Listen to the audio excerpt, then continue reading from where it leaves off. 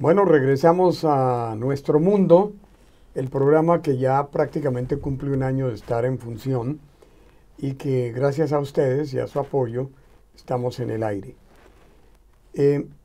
Este año cubrimos la Asamblea General número 70 de Naciones Unidas y valga la pena, ustedes se preguntarán por qué le estamos dando una cobertura larga en el programa a la Asamblea número 70 de Naciones Unidas. Principalmente porque la presencia del Sumo Pontífice fue uno de los artífices principales de esta Asamblea General. Por el hecho de que el Pontífice no solamente vino a hablar de paz,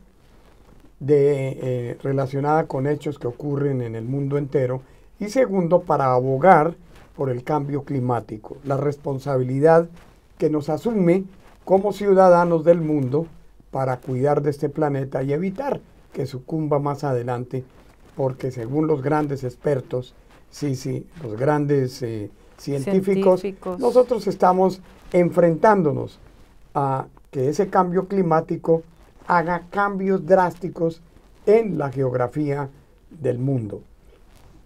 Por ejemplo, los mares en distintas partes del planeta se considera que debido al cambio climático que continúa velozmente, podrían tapar la península de la Florida, podrían acabar también con el estado de Luisiana, podrían sucumbir montañas de Utah, de otros estados de la Unión Americana, así como en la América Latina sería uno de los más afectados, y lo vemos en el momento con el fenómeno del Niño que azota Colombia con una sequía drástica. Ahora bien, intervinieron presidentes de distintas partes del mundo, pero los que más prestaron importancia a la opinión pública y a los medios de comunicación que hicimos presencia allí fue el presidente Barack Obama, el presidente Vladimir Putin, el presidente de China, que valga la pena decir, tuve una anécdota bastante jocosa, que en un momento que este servidor bajaba las escaleras internas de Naciones Unidas para desplazarme a uno de los corredores, el presidente de China venía en dirección contraria, pues por la pared no podíamos vernos, y tú te acuerdas, chocamos de frente con el presidente chino. También en uno de los sanitarios de Naciones Unidas pude ver al presidente de Bolivia también utilizando el cuarto de baño. Ahí tenemos ahí tenemos al secretario general, lo vemos en pantalla, al señor Ban Ki-moon, que entre otras cosas se ha ganado el aplauso y los méritos de Estados Unidos y otros países que aún lo avalan para continuar inclusive un periodo más como secretario general, la máxima autoridad de Naciones Unidas. En esta oportunidad, sí, señor, tú hiciste parte del equipo de prensa en Naciones Unidas. Tú viste el desarrollo de la Asamblea General. Escuchamos los discursos. ¿Qué nuevo han traído en estos 70 años? Ay, Jeffrey, qué buena pregunta. Qué buena pregunta. Yo creo que hay mucho formalismo, yo creo que los mandatarios están, en cierta forma, están siguiendo cierto discurso político, que en cierta forma no los ponen por aparte. Yo creo que hay un gran cuidado de no estar alineado. Yo creo que de una forma u otra, no sé qué tanta autenticidad puede haber en el discurso político. Yo creo que hay las tensiones internacionales son muy grandes, o sea, los problemas son muy serios, Jeffrey. O sea, estamos en un mundo, ya lo dijo usted, que está, primero que todo, invadido por problemas, está invadido por gobiernos que no se dedican a solucionar los problemas de su pueblo. Hay guerras, hay destrucción, hay sequías, los polos se deshacen, las amenazas nucleares.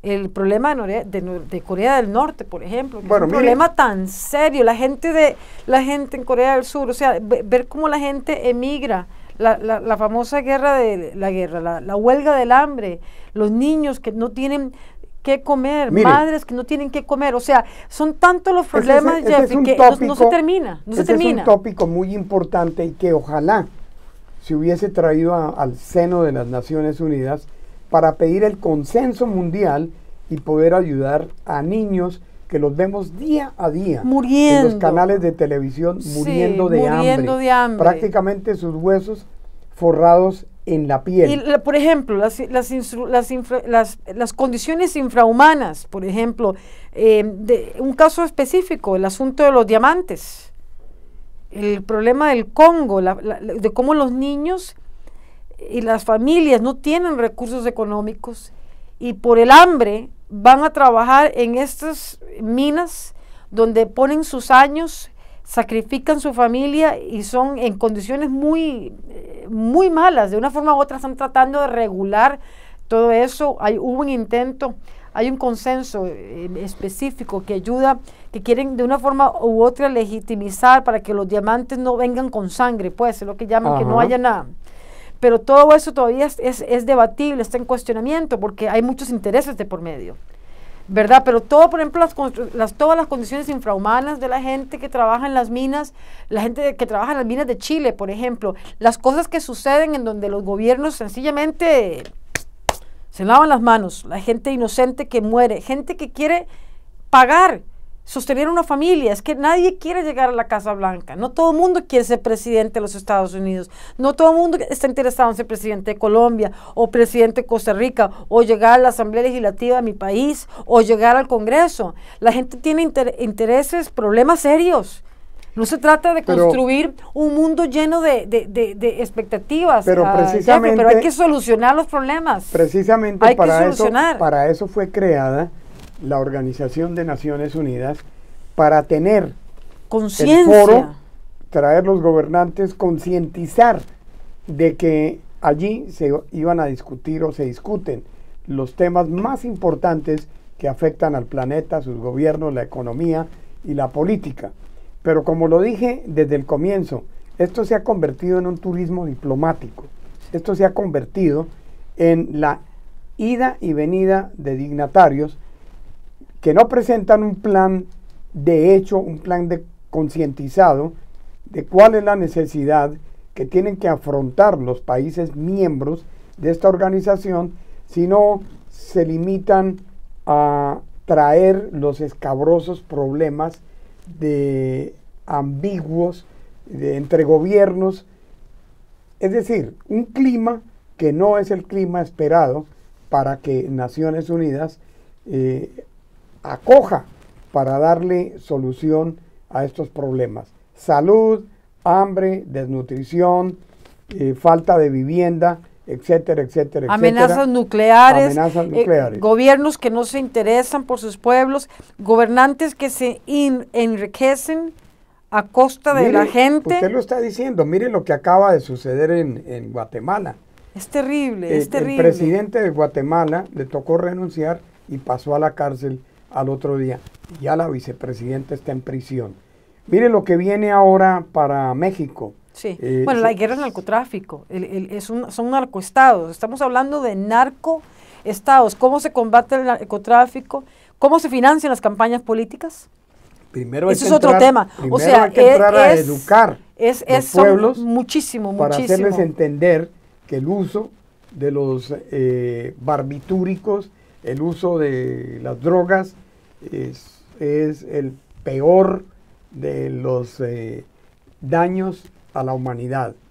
Y aquellos que venden drogas en las escuelas, las distribuyen en distintas partes, deberían de ser ejecutados.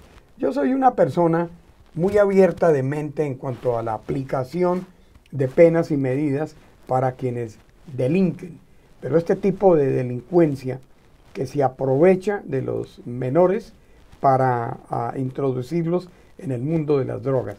Mire, ahí vemos esta imagen de apoyo, el seno completo de Naciones Unidas, con el presidente, los jefes de Estado, escuchando al presidente de Rusia, Vladimir Putin, presentando una situación que no tiene nada que ver con los problemas que está afectando el mundo. El presidente Putin viene a hablar de Siria, viene a hablar de Ucrania, viene a hablar de otros problemas, que prácticamente no son razonamientos y mucho menos traer al piso de la Asamblea General problemas de esta índole, porque ya se está viendo que hay confrontación entre Rusia y Estados Unidos en base a esa invasión a Ucrania de parte de las tropas rusas. Vimos también... Y la forma que...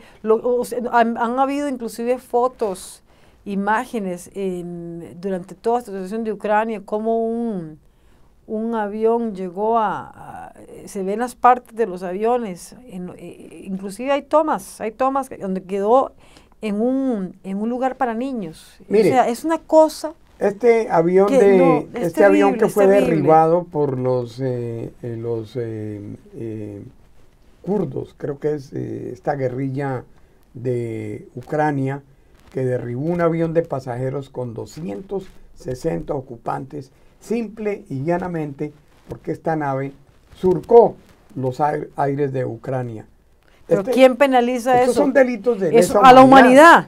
Pero bueno, digo, ¿cuánto tiempo llegó en que, o sea, repito, es que los delitos y los crímenes, Jeffrey, las injusticias, las barbaridades, la gente inocente que muere, ¿cómo es posible que sea tan difícil mantener un país, un gobierno, un planeta en paz? ¿Cómo es posible que nosotros estemos en el 2015 y hemos pasado por todas las eras, desde la edad de la antigüedad, pasamos por la edad medieval, por la revolución industrial, por todo el renacimiento, por el descubrimiento de América, el saqueo, la invasión, porque todo el mundo habla del holocausto y todavía se habla del holocausto, esa gran tragedia que ocupó la humanidad durante la Segunda Guerra Mundial. Pero ¿qué pasó con la gente, por ejemplo, la cantidad de indígenas que fueron masacrados, asesinados para financiar la revolución industrial? Eduardo Galeano lo plantea muy bien en su libro Las venas abiertas de América Latina. Ahí está lo que él dice, cómo Europa realmente financió su revolución industrial, gente como Alemania, gente como Francia, como Inglaterra, España, y con todo el amor que yo le tengo a España, por Dios, con todo lo que yo admiro a la historia española, pero ver las atrocidades que se han hecho por el afán de poder, el imperio, la plata, el saqueo de todo el oro, la plata, todo lo que se vivió en Latinoamérica. Ese, por ejemplo, ese holocausto, o sea, yo siempre escucho, porque yo estoy, por ejemplo, que hay una obsesión por el tema de lo que sucedió en la Segunda Guerra Mundial, de ver, la vez pasada estaba viendo un documental ahí en Showtime de una señora, que ahora ya es una mujer mayor, de cómo ella pasó el campo de concentración en Auschwitz y cómo perdió su familia y perdió amigos y cómo ella, o sea, ella habla de todas las cosas, de cómo, por ejemplo, el dinero lo usaban como toilet paper, o sea, a como todos a mundo lo tatuaban, porque el momento en que a uno lo tatuaban es cuando ahí tenía la nueva identidad. O sea, las cosas, las atrocidades que se vivieron. ¿Y qué dicen las atrocidades que se vivieron durante la época del descubrimiento, Jeffrey? ¿Quién habla de eso? Pero fíjate que para eso no hay un balance, para eso fueron creados estos organismos internacionales. Pero valga la pena decirlo, mire, las Naciones Unidas ha hecho caso omiso con el problema de Venezuela, violación de los derechos humanos, encarcelamiento de los opositores. Mire el caso que ocurre en Corea del Norte. El totalitarismo, el autoritarismo del gobierno de Kim, la violación de derechos humanos. La violación de derechos humanos. Vamos a China, ¿qué es lo que está pasando? Aunque hay un poco más de apertura hacia una democracia que yo diría no llega ni a un 10%, pero al menos está haciendo una apertura, y esto gracias a Hong Kong, que pasó a ser parte de la China, y al mismo tiempo los habitantes de Hong Kong no están permitiendo de alguna manera ese tipo de totalitarismo. Pero ¿qué es lo que hacen las naciones que año a año se reúnen en Nueva York para tratar los problemas mundiales? ¿Se le da solución? No se le da. Yo te decía, hay el Consejo de Seguridad, es el que yo le veo, que se reúne muy poco, pero que no sienta pólizas que haga sentir o sanciones. La autoridad de Naciones Unidas en cuanto a la situación que vive Venezuela en este momento. Hablemoslo por excelencia. Es un país autoritario, totalitarista, es una asamblea constituyente manipulada por Maduro, es un gobierno que prácticamente se salió de la democracia para entrar en una dictadura que la disfraza. Nos quedan 18 segundos. ¿Qué le pareció la visita del Papa a Cuba? Yo le quería preguntar, cuando lo veí con Fidel, qué maravilla, ¿verdad? Excelente. Miras a mí cómo me gustó ver sentado ahí el Papa, Jeffrey, con Fidel Castro. O sea, hay que dejar el pasado y empezar a movernos, a solucionar y a vivir la democracia, vivir en diálogo. Eso está bien. Vivir en diálogo. Pero lo que pasa es que el bloqueo no se debe levantar hasta tanto el gobierno